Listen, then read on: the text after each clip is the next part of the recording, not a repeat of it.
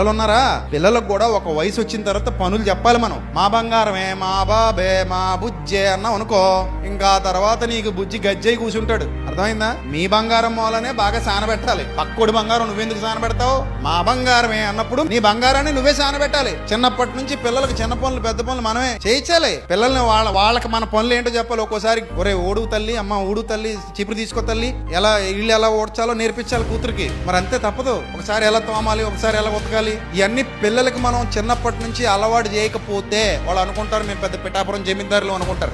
ఏ పనులు అలవాటు అవ్వవు. వాళ్ళకి ఇండివిజువాలిటీ రాదు. వాళ్ళ కాళ్ళ మీద వాళ్ళు నిలబడలేరు. రేపు పొద్దున కష్టం వస్తే తట్టుకోలేరు, బాధ వస్తే తట్టుకోలేరు, ఏ వచ్చినా తట్టుకోలేరు. ఎందుకు పనికిరాని వాళ్ళు అయిపోతారు. గాజు బొమ్మల్లాగా పడినా పగిలిపోతారు, గట్టిగా పట్టుకున్నా పగిలిపోతారు. అలా పగిలిపోయే బొమ్మలు కాదు మనకు కావాల్సింది. ఇనప ముక్కల్లాగా ఉండాలి, స్ట్రాంగ్ గా తయారవ్వాలి.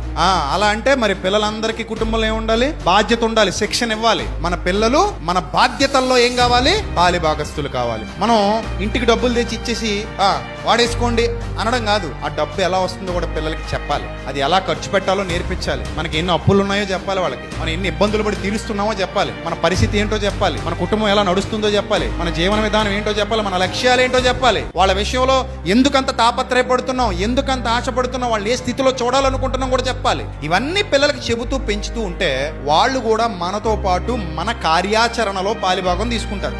లేదురా నేను నీకు ఇస్తానే ఉంటా, నువ్వు వేసుకో, ఎంజాయ్ చేసుకో అంటే ఆడింకే ఎప్పుడు నీకు దొరకడు. అందుకే మొక్కై వంగనిది మానే వంగునా అన్నారు. నిజమే కదా?